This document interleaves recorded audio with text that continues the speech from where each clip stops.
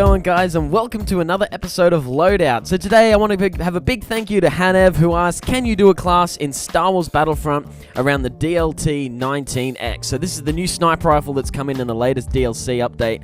And this is, I'm going to start out straight away and just say, I hate this gun. I can't use it. I'm shocking with sniper rifles, but after today, I think I've worked out some good star card hands. I managed to pick up my game quite a lot and actually came first with a half-decent score, I reckon, for a sniper rifle.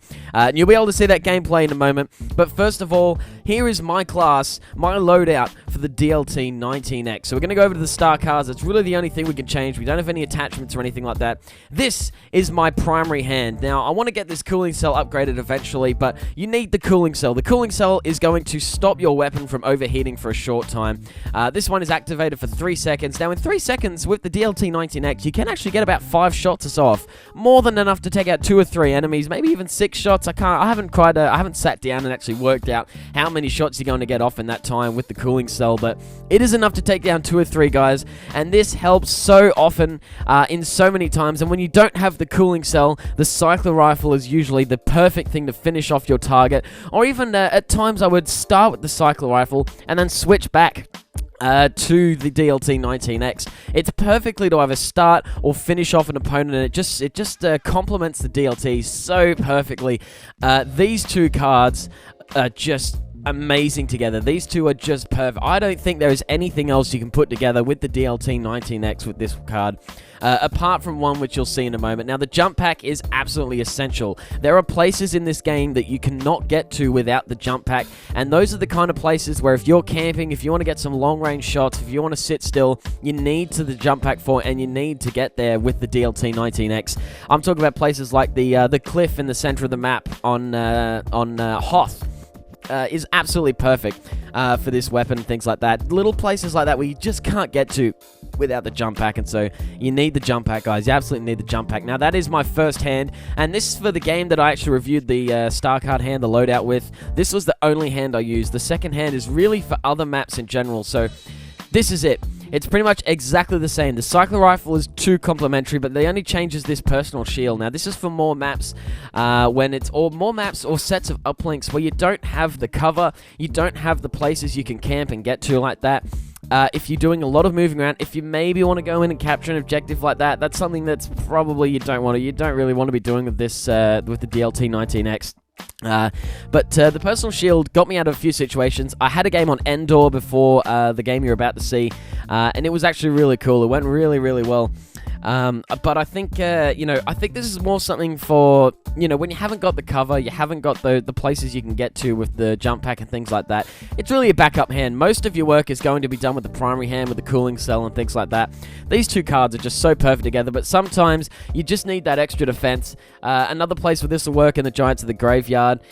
This is, I think it's just the secondary thing. It's if the first hand's just not working, this is probably going to do you fine. There isn't really anything else I can see would work. The explosive shot was not working for me at all. It was really where is it? The explosive shot was it was not taking people out in one shot, and if I'm going for more damage, then I want to be taking them out in one shot. Is basically what I want to be doing. At the moment, I'm stuck with the 2 shots. Anything better than 2 shots is 1, and it's just not getting me that 1-shot kill. So explosive shot wasn't working for me. None of the other things seemed pretty pointless. I tried the scan pulse, but I was too far away from the action most of the time for that to be even useful. And other star cards like the pulse cannon, I found the cycler rifle just suited it better. It was a lot faster than the pulse cannon.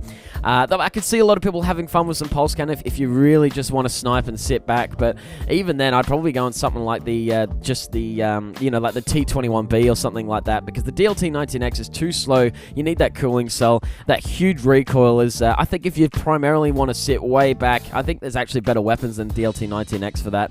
Others just did not suit. I actually tried the barrage. I tried to set up a class with the personal shield and even the scan pulse with the barrage to try and have one star card hand to let me go in and capture objectives, but it really wasn't working out. It just wasn't happening for me, and so I left that there. I tried the thermal detonator. The thermal detonator was okay, but I still think that the cycler rifle was far more useful, and I was able to whip that out quicker and just finish people off before they could even do anything about it. And that was the best change I made to either of these hands. So these are the 2 star card hands. This is your primary hand. Let's have a go and have a look at some gameplay and actually see how we did.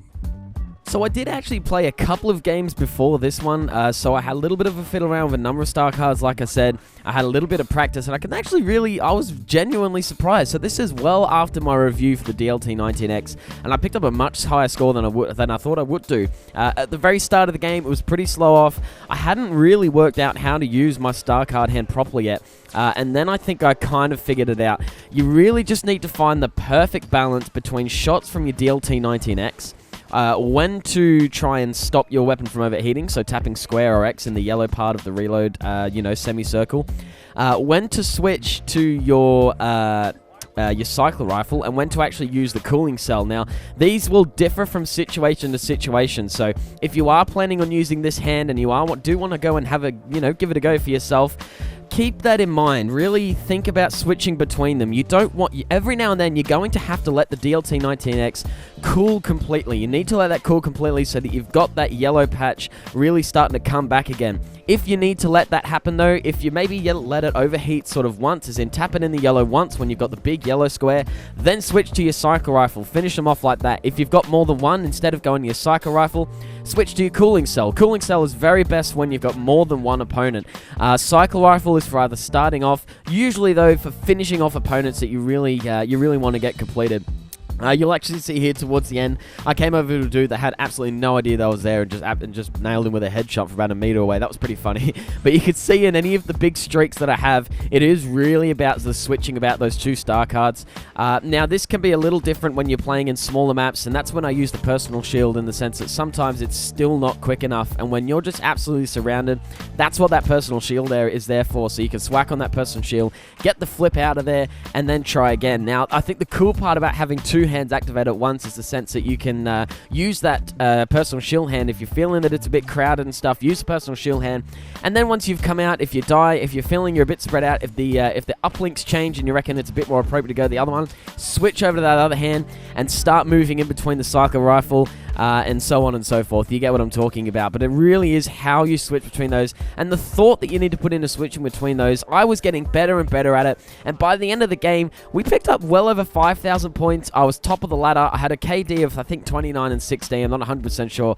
It was half decent. It was pretty good, and I reckon I could probably, if I had a really good game, probably pick that up a bit better. It was actually quite a half decent score. I was pretty happy with it, but it is very, very tricky. So if you're not too good with sniper rifles, I would recommend, if you really want to get good at this, it's going to take a lot of practice, but it is 100% about how you switch between those 3-star cards. I cannot sort of emphasize that enough. It was really fun to do. It was really fun to design this star card hand, and it actually complemented perfectly. I don't think I would ever use anything else with this weapon. It is absolutely perfect. So remember, guys, this is all from a comment from one of you guys. So if you want to see your star card hand, any weapon or attachment in Battlefield 4, the next one will be a Battlefield one.